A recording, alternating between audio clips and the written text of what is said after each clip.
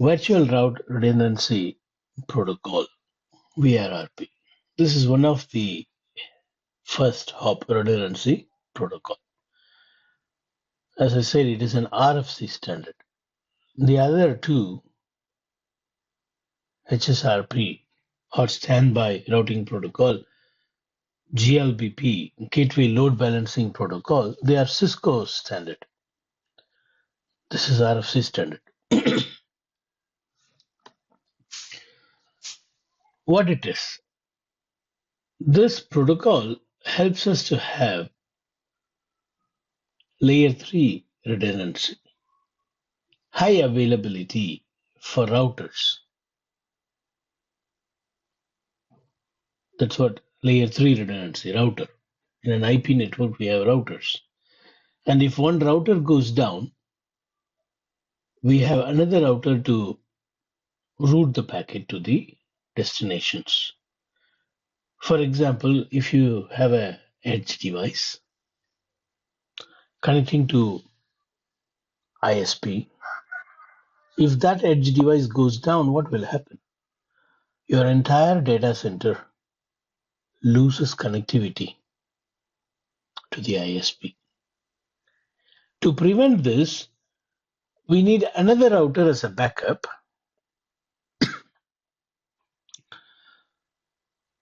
Along with this protocol, we can provide redundancy.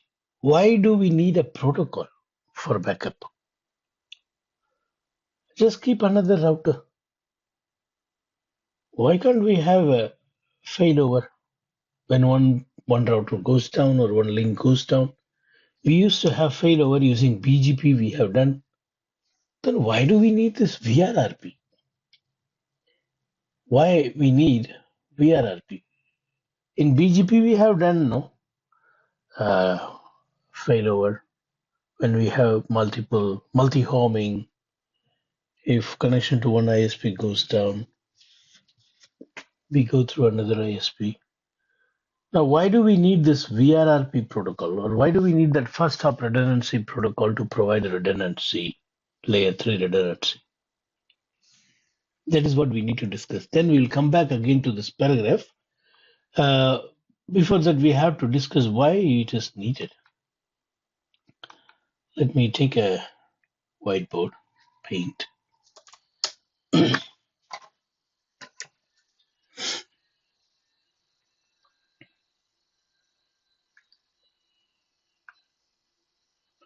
So this is our switch to which many devices connected.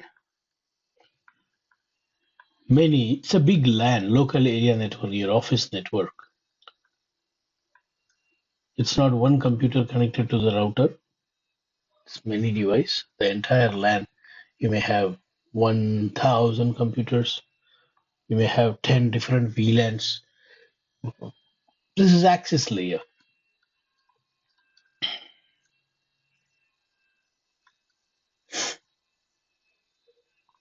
It may also be a distribution layer, but not core layer. It may also be a distribution layer, but not core layer. Now, you have a core switch, or let me make it simple. This is the edge of our enterprises or a data center. Edge. This is the one single point through which I connect to the internet. If this fails, if this link fails, the 300 employees cannot go online. Sometimes the router also may fail.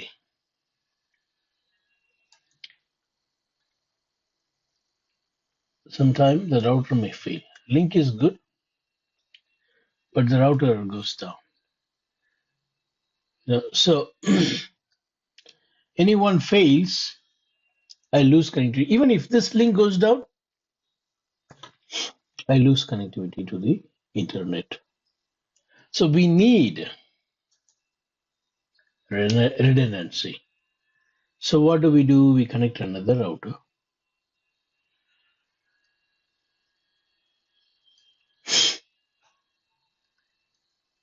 and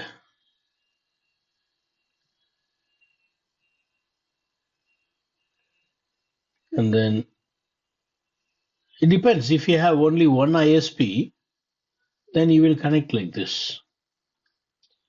You will have a switch to which these two routers are connected, and the switch takes you to the ISP because you got only one ISP.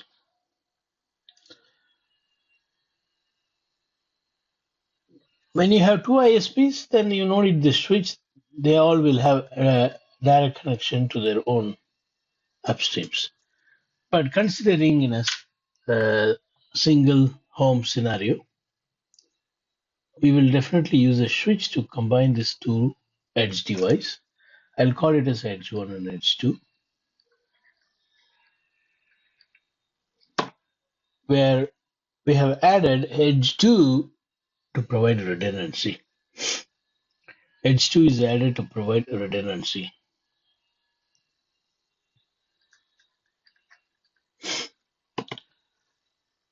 And let's say 10.0.0.1, all 10 subnet, or you may have multiple subnet, and this may be a layer 3 switch doing inter-VLAN routing. Doesn't matter. End of the day, if it wants to go online, it has to go like this. So we here consider only one VLAN. You may have multiple VLANs. Then you need to configure HSRP or VRRP for each VLAN. Well, let's learn for one VLAN. It's the same thing that you will do for all VLANs. Usually we used to have multiple VLANs in our access layer. Now just consider only one VLAN and one network now. The network is 10.0.0. 1, 2, 3, and 4. For this network, for this 10 network, you need a gateway. The router's address is the gateway. Let's say 10.0.0.25. And here I give 10.0.0.26. Gateway address. You see the challenge here. The challenge is this. Which one should I give as a gateway to the species? We decided to have two routers for us to have high availability to provide redundancy. We added two routers in order to provide redundancy. That is good idea. But the challenge is, which one will you give as the default gateway to the species? Will you give 10.0.0.25 or 10.0.0.26? You can't give both.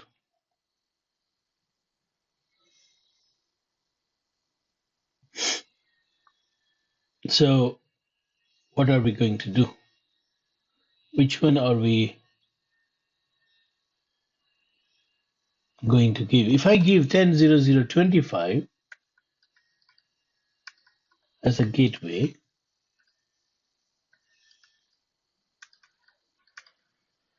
when this link goes down, this 25 can't be reached. Now you need to go and change the IP address to 26 to all the devices, but practically not possible, changing the gateway.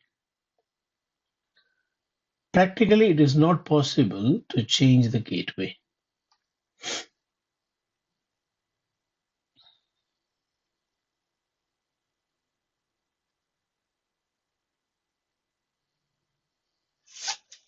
So how? Gateway can't be changed. Will you ask every employee, hello, all 300 employees, listen. The router has gone down, 10.0.0.25. You need to change to 10.0.0.26. No, that's not possible.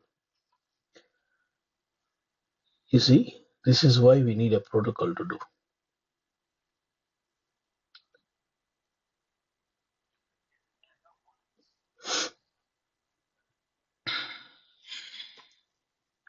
Even if you have DHCP, if DHCP provides IP address, it gives a gateway, and now the IP address with the gateway is already configured as 25 in your laptops and PCs. Now, will you ask DHCP to go and change and give a new IP address to every computer? All computers now need to get disconnected. All computer needs to renew their IP address. Are you going to do that? Even if it is through DHCP,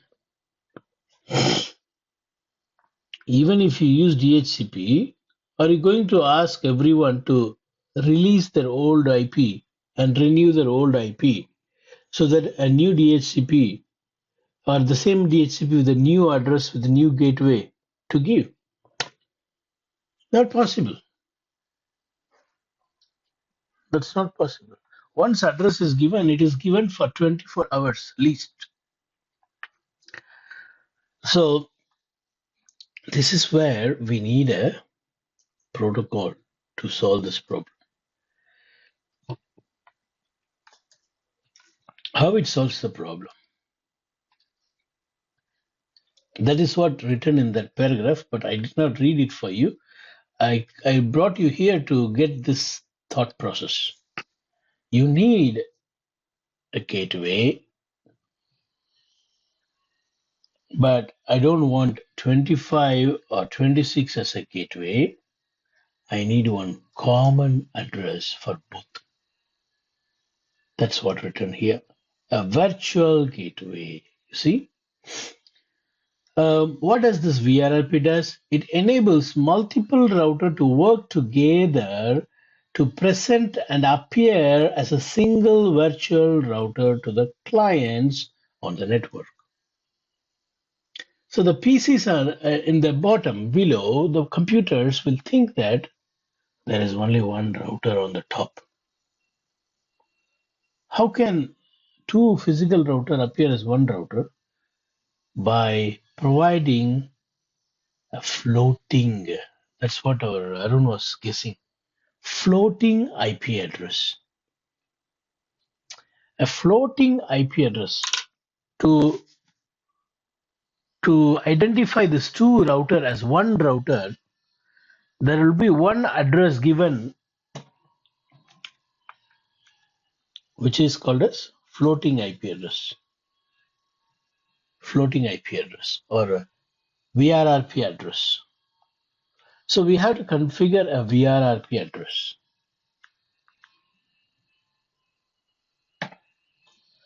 We need to configure VRRP address. That address will be floating. That address will be floating. Now, what is the advantage? One router will be elected as the primary router, and that router will respond to all the ARP traffic, and that router only will take ownership of that address. Let me take you to the picture again and explain what I am trying to say. On behalf of these two routers IP, we will have one common IP, which is, let's say, 10.0.0.100. And this address is the VRRP providing address. We provide VRRP this address for VRRP to use. Okay, this address 10.0.0.100, it's not given to any of the physical interface of this router, but we leave it to the routing, we leave it to the first hop redundancy protocol. We give it to this VRRP. What VRRP will do is it will form a group and then it will say, okay, we are a group and you be the master and you own this IP address. So VRRP will provide this IP address to the master. And we will only assign this address as a gateway to all the computers.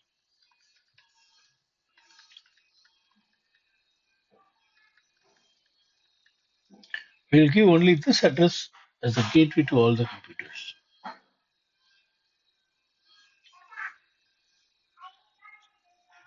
And this gateway,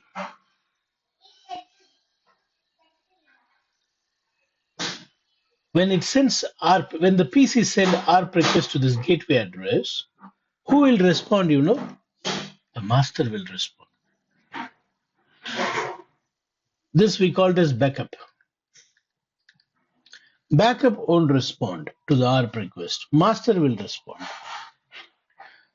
And master will not respond with the MAC address of this interface. Will not. It will not give the MAC address of this interface. Why? If this goes down, you need another MAC address, which will be an ARP issue. Do you understand what I'm saying? Mithu? Huh. You see, we have a solution for IP address. We provide a floating IP address, so that becomes a solution. Whichever is a master will use this IP address. And if this is the master, the traffic will go through this. When this master goes down, this becomes master and packet will go through this with the same IP address. Whoever will be a master, whichever the router will be a master, that will take the ownership of this address. That part we all understood. Yes or no? The IP address part we understand. Right. But you see, for communication, IP address alone is not sufficient. You also need MAC address. Yeah? You also need MAC address. Okay. So, you see, the MAC address will also be an issue. For communication, we need both. If this is the master, if the MAC address of this PC is given when ARP request is sent, if the MAC address of this interface of the router is given to the PC, now when the master switches, the MAC address learned on the PC will not work. Why?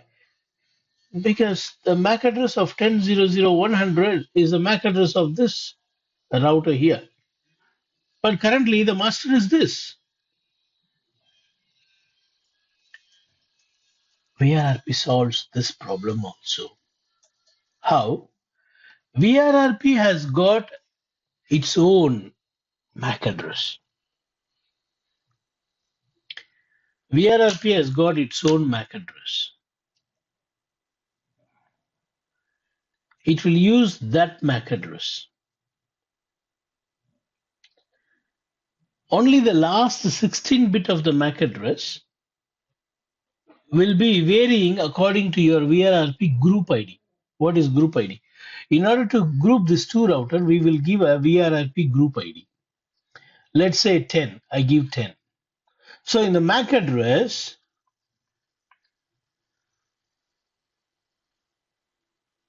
this portion, no, the last portion will be 0A because you are writing 10.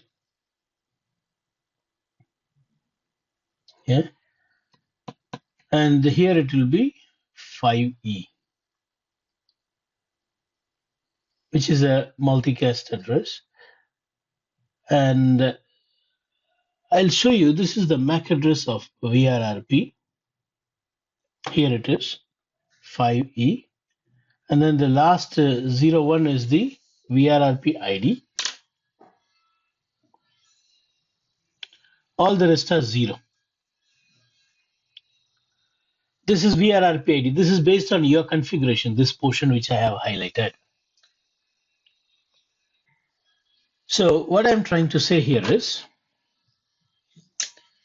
when an ARP request comes, the master will not give the physical interface address, it will give VRRP's address. VRRP's MAC address, which is also floating.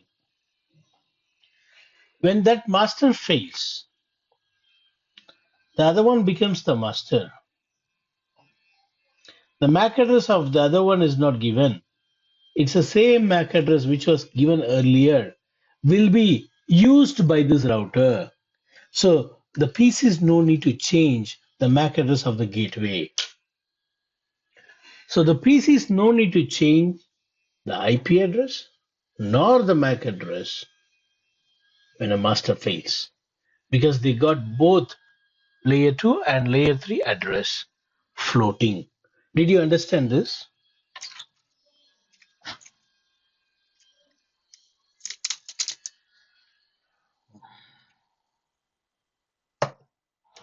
Hmm,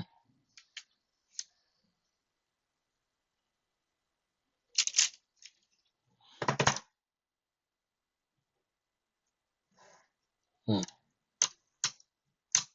hmm.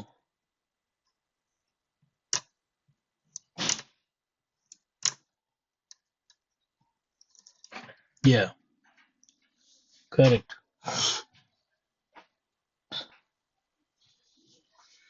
Yeah, so you have a MAC address which is for some RFC concepts like this. So this MAC address, if you search, this will it will tell you that this MAC address belong to VRRP. It's not belong to any vendor. This belong to VRRP.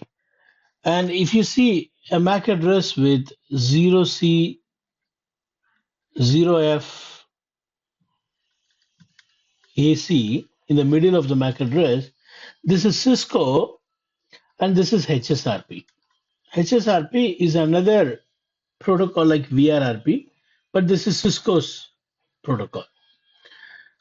Now, so there are some MAC address reserved for some for some feature. But you are saying when you search, you don't see any of it. It don't show. Hmm. So it is because of some virtualization in your environment.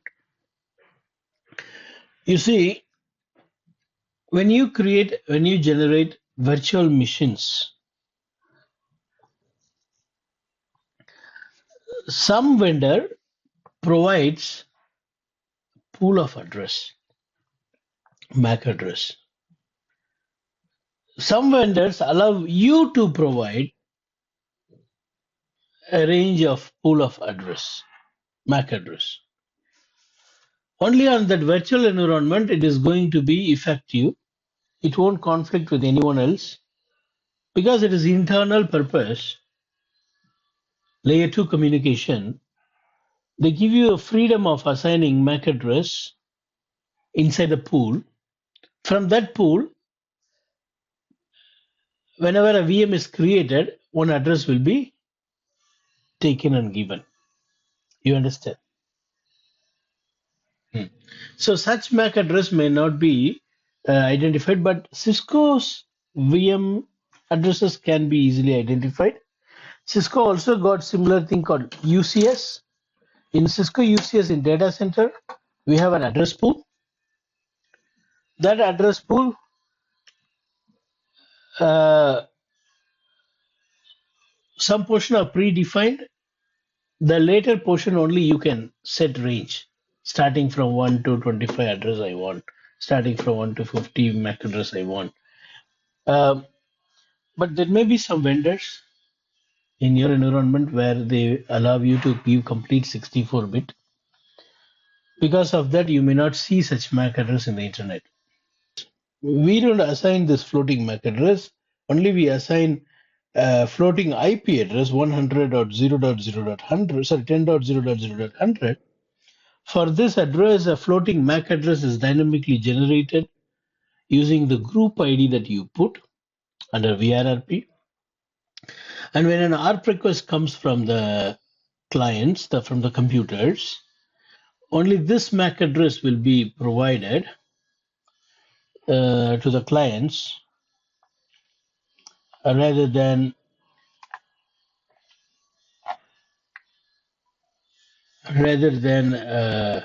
any specific MAC address of physical interface. So that solves the problem. Please ask me question if you have.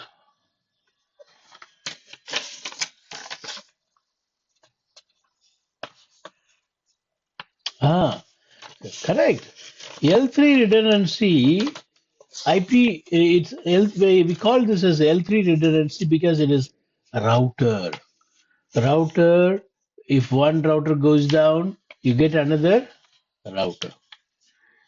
That is why we call it as layer 3 redundancy protocol, first hop redundancy protocol. But understand, for layer 3, layer 2 is important. First of all, when a packet arrives, MAC address will be checked. When the MAC address is mine, only then I'll check the layer 3 address.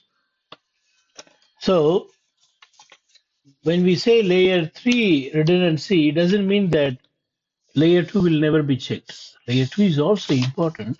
It will be checked before checking the layer 3. When we say layer 2 redundancy, definitely layer 3 is not necessary to be checked because only the device checks MAC address. When you say layer 3, it checks MAC address and it checks IP address. When you say layer 4, it means it will check layer 2, layer 3, and layer 4. That is how it works, right? Okay.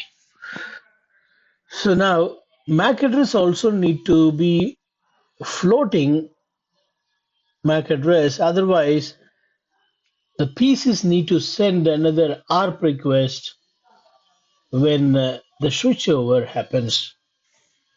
When master goes down, when the other one becomes master, then there is need for what? Then there is need for a new MAC address to be learned, which will be a downtime. To avoid all this downtime, we have floating MAC address. And that is provided by VRRP itself. So you don't need to worry about it. All that you need to provide is a floating IP address. This is the reason why you need a protocol to do layer 3 redundancy. Now, if you read these lines, it will make more sense to you. The previous page, the first page. Let's do it again. VRRP is a network protocol that provides high availability and redundancy for routers in IP network. It enables multiple routers to work together to present the appearance of a single virtual router to clients on network. According to the clients at the bottom, the computers in the bottom, because you give only one gateway address, there is no two gateway. It's just one address you give. Only for your physical appearance, it is two router. One goes down, the other comes up. But the other is going to have the same ID. So according to the down devices, there is no change. It's the same IP address, it's the same MAC address. So for the clients, it is presented as single router on the top. Who is presenting this? VRRP presenting it like this.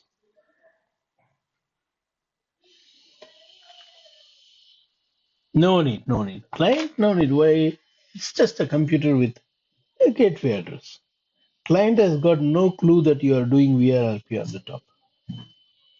Maybe users like you, when you type show ARP, or in the command line when you type ARP-A, you will find the MAC address which is of VRRP.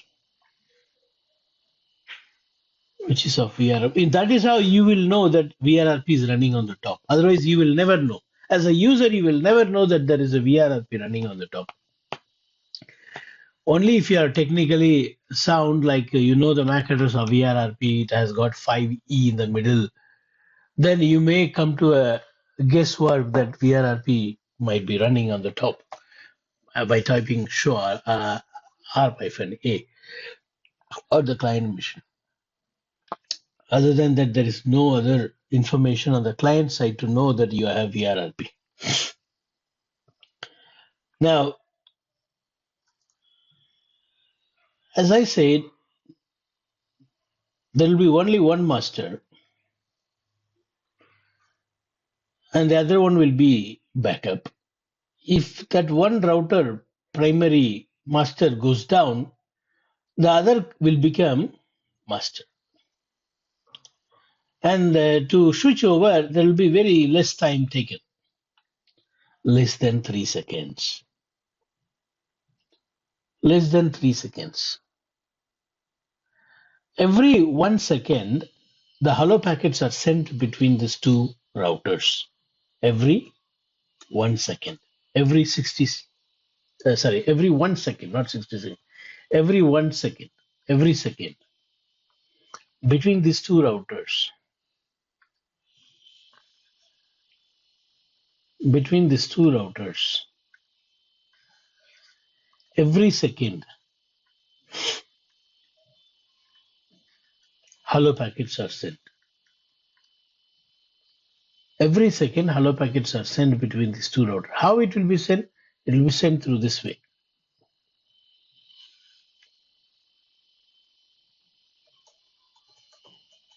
All right. And if a hello stops coming for approximately 3 seconds,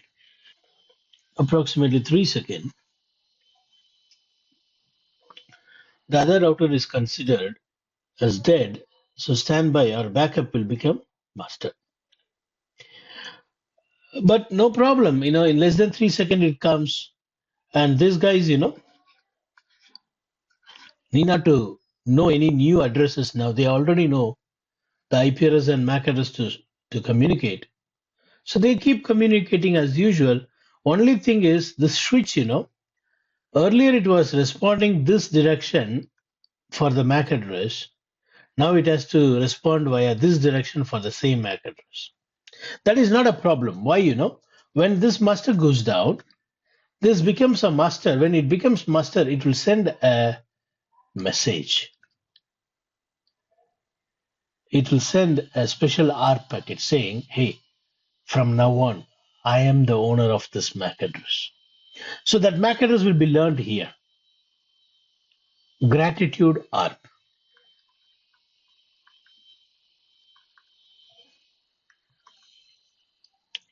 This gratitude ARP makes the switch to know that the MAC address is shifted from this port to this port.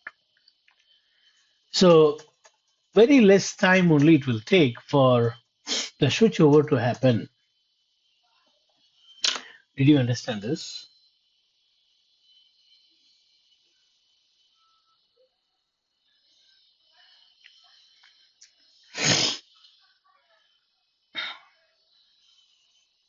And the layer 2. See, this is where you enable VRRP in this port and in this port.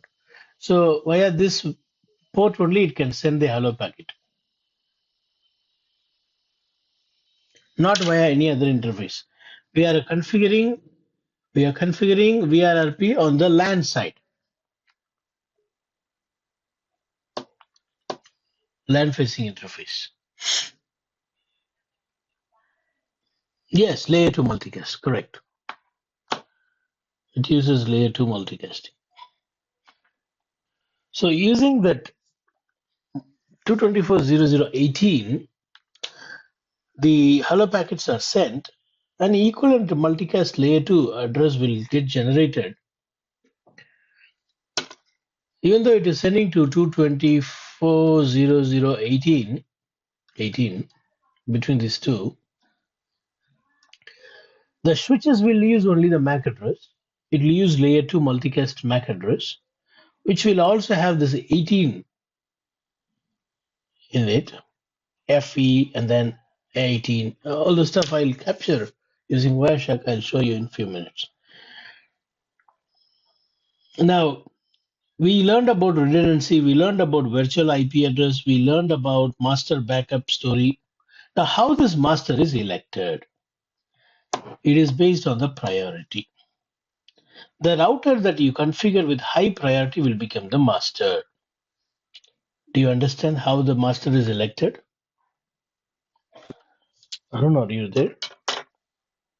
Okay. You can configure the priority. The router with a high priority becomes the master. The router with the highest priority becomes the master.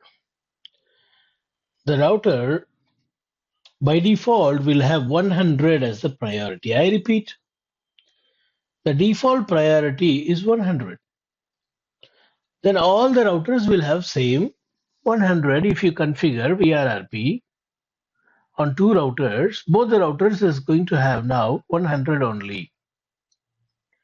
Both the routers will have only 100.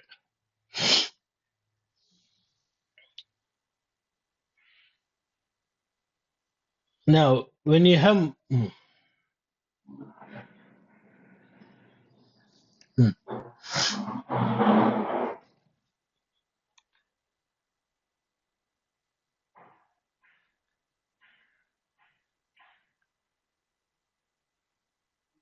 yeah, in spanning tree, you said no. Can you repeat? In spanning tree, yes. In spanning tree, small priority becomes the root switch. Whereas here in VRRP, in almost in all layer 3 concept, high priority only wins. In layer 2 concept, small is in layer 2 small is winner. In layer 3, high is winner. The default priority is 100, but the switch with the high priority becomes the master. If the master goes down, you know very well the next highest priority will become the master. So you can group more than two routers for redundancy. In my diagram here, I have only two routers on the top. If you want 3-4 routers to be in one group, but again, only one will be master, all other three will be backup. And you can set priority, whichever you prefer. You can give high priority. For the rest, you can give little lower than the other one. The default is 100. Now, question is, what if I don't configure priority? If I don't configure priority, then which one will become master? All are having same priority level 100.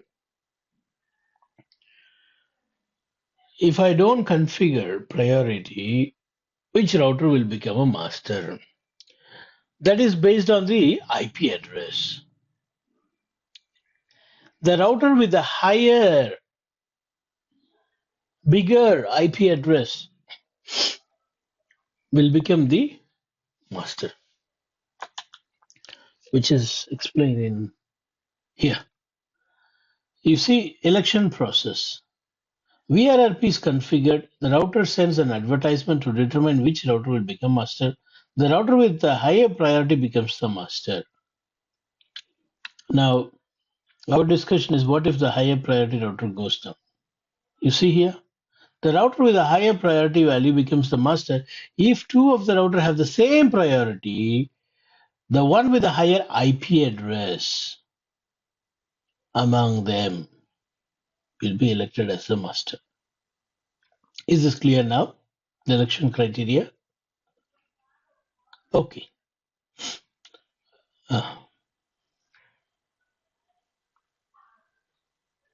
Here, there is no need for loopback.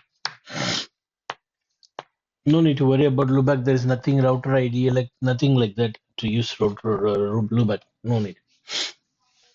Now, preemption. This preemption is enabled by default.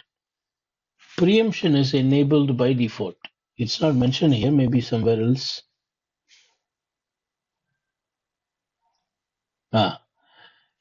Preemption is enabled by default. If configured, preemption allows the higher. No, it's not if configured. It is enabled by default. Preemption is enabled by default. What is preemption?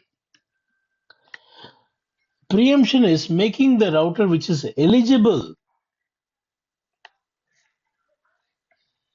to be a master as a master. For example, this router is having priority 100 and this router is also having 100. Currently, this is the master. Currently, this is the master and this is the backup. Now, I don't like this to be a master. Maybe because this router is more powerful than the other router. This has become master because it has got big IP address. This has got 25, this has got 26, and priority is same. So this has become master now, already master, and this is already backup. But I don't like this to be a master because it is old router. This is new router with high performance CPU. So what I do, I go and configure priority as 101. First, it will check the priority. You know, every time hello packets are sent, they will check priority. As soon as the other router finds the hello as 101, this will go standby, means backup, and this will go master. So what I'm trying to say is, when a router becomes eligible, immediately it takes position. It's not like OSPF. In OSPF, DR/BDR is non-preemptive.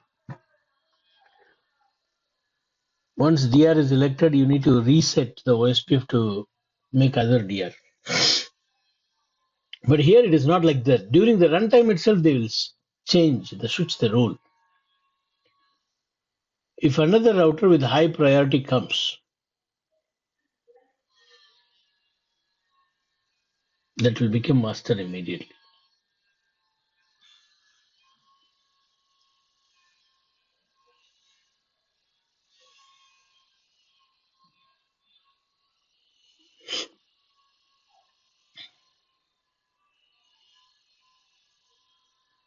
Right.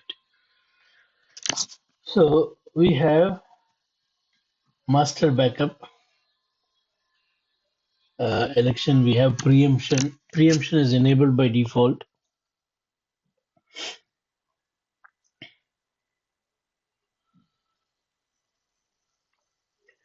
All these are over.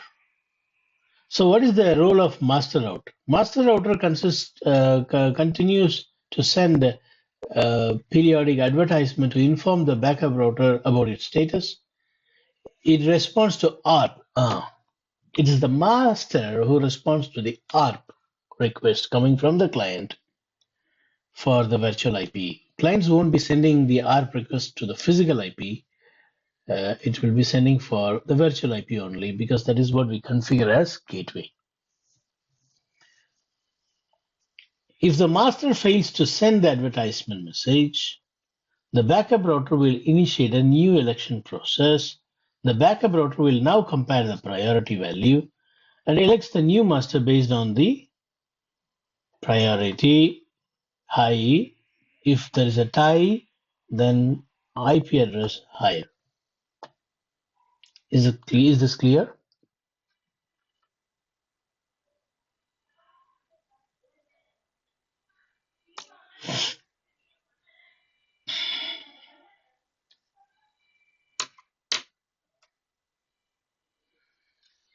We learned about preemption already, but still we'll give a reading. Preemption allows the high priority router to become to come back online to take over the master role from the lower priority master.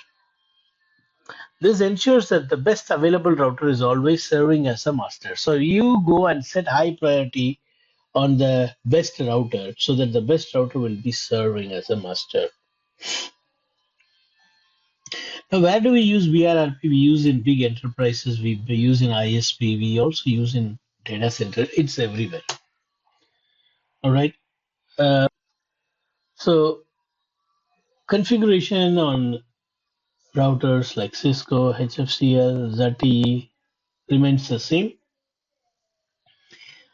You see, I have a physical IP address on the master router like this, physical IP address on the backup router like this, and this is the floating address I'm going to give.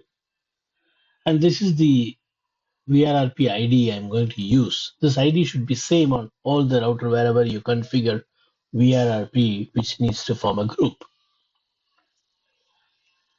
The configuration is like this. You just go to the interface, the LAN facing interface, and say, this is the VRRP ID and this is the floating IP address. This IP address is same on both device.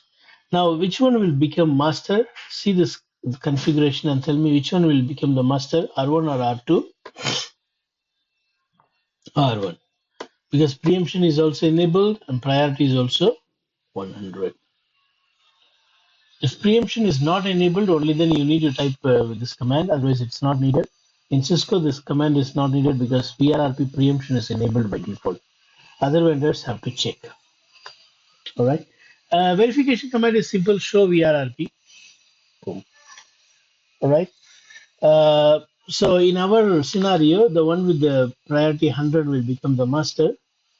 The priority with 90 will become the backup. Default is 100. So on R2, you have made it as 90. Preemption, this is setting allows the router with the higher priority to take ownership of the master role.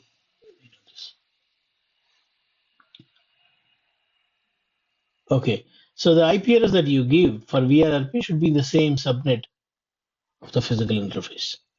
All right, so this is a layer 3 redundancy protocol, provides high availability of gateway.